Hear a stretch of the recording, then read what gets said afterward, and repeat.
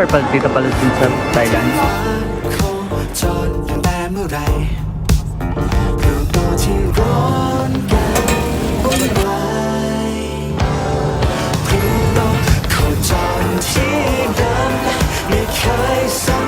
Remember, Paul Le Cafe. Buaya.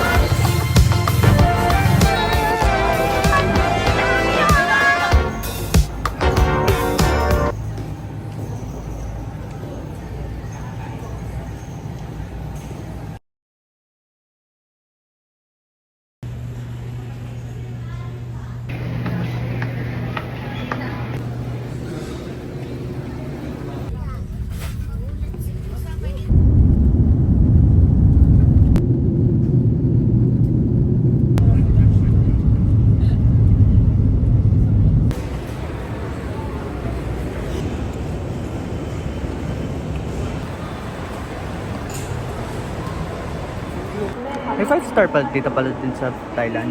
Pala ko sa atin lang. And wait, checkan natin ang prices. Ano? Mura.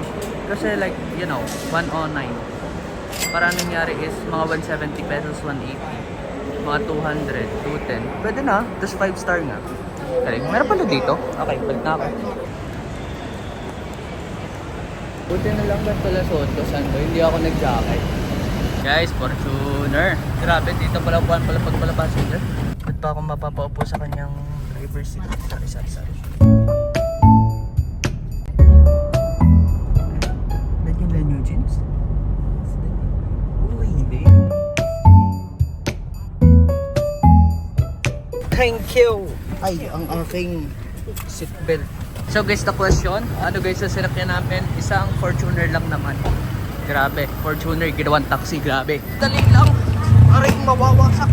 So guys, ang aming hotel for today is actually same area lang ng dati naming hotel. So magkakabilang kanto lang yun, yung dati naming hotel, grabe. Wait lang, copyright!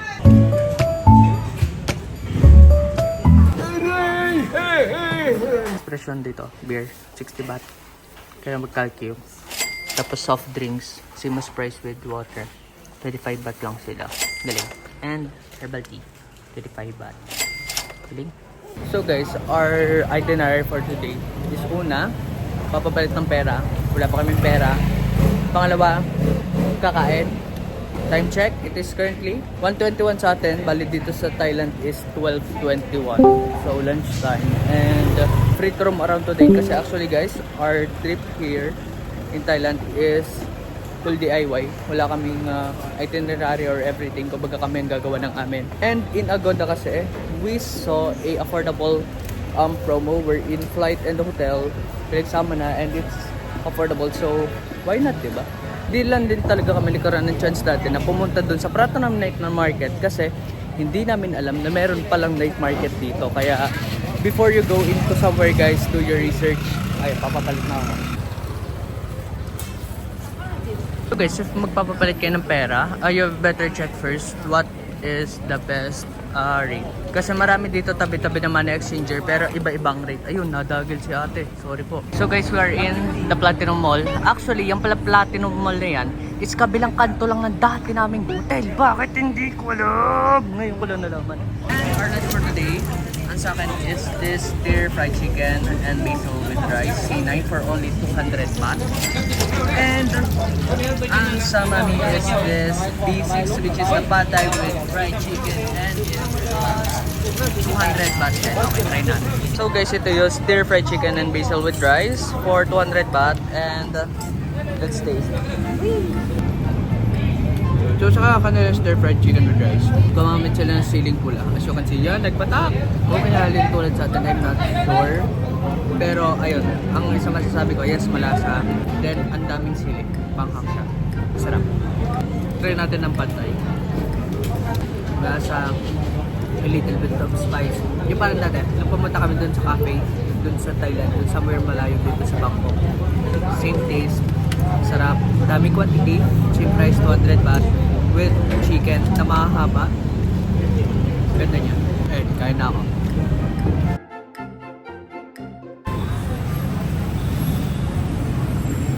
So guys, we are inside the Central World Malapit lang dito sa hotel namin. And time check, it is currently 3:57 here. So 4:57 in the Philippines. And wala naman talaga kami pinaka itinerary for today. Kumbaga kung saan kami makapunta, go lang. And tinatry lang namin kung lumibot dito kung anong may makikita. And gala na, go.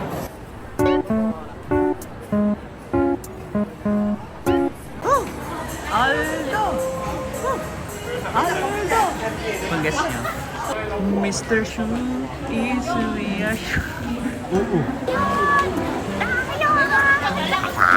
Harapan si you. Two-door. Ayan, two-door naman talaga. 1, 2. Two-door. Kaya ako niya. Relax. Ay, Rolex pa. So guys, we're currently at the Chatramu dito sa may Big C, kung saan wala, nakita lang namin ang sabi ng kuya ko, this is dito kalalaan ng Thailand, which is sa milk tea.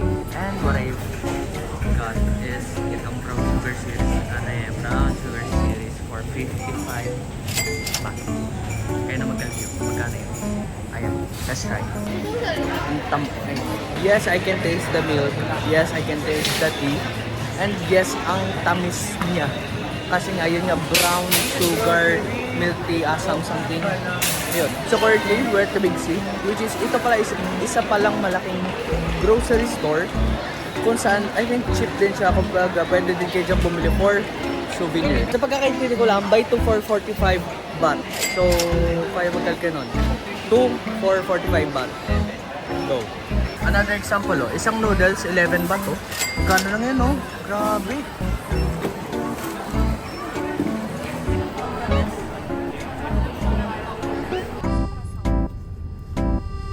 Nako, nagpaka.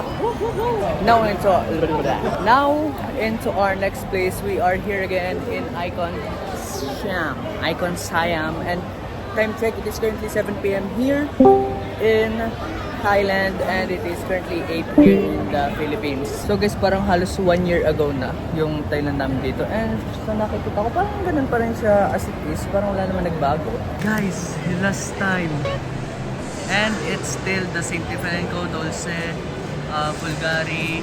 Ito sa Sauron. Ayun, okay. Hanap na ulit.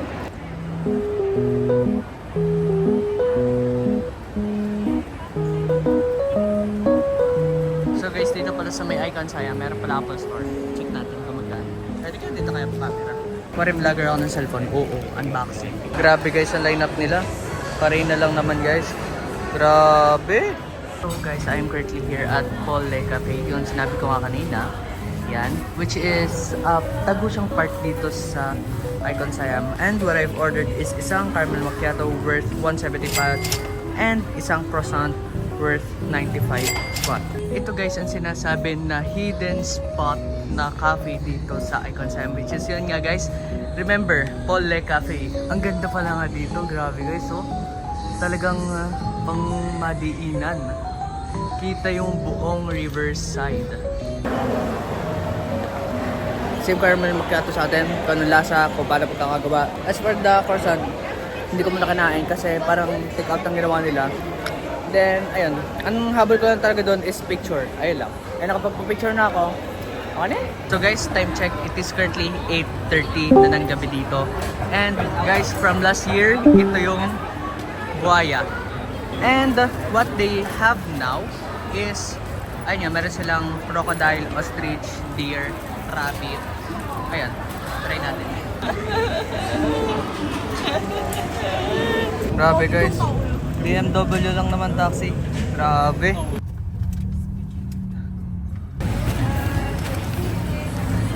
Bukas na good. Sheesh.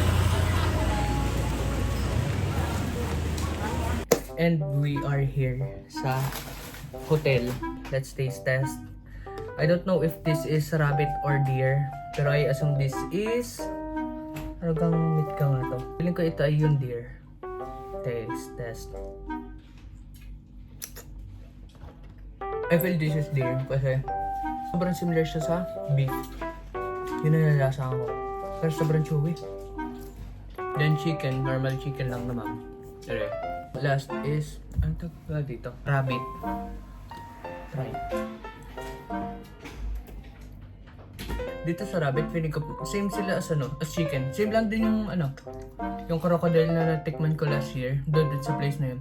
Same na same sila ng texture, parang manok, ang rabbit at ang crocodile. Pero itong deer, I would assume this is similar sobra sa beef. Ayun, then for the seasoning, press lang naman nasa. Sobrang lean, grabe. Okay, kain ako. Bye. End vlog. Guys, second day here in Vietnam.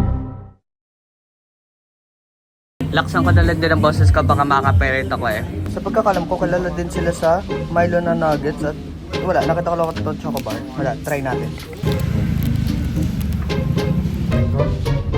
5 days. Trayalalelo, tralalala.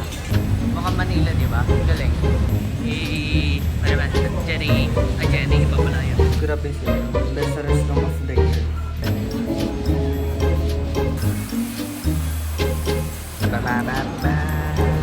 Pasok lang ako sa Skinny and wow.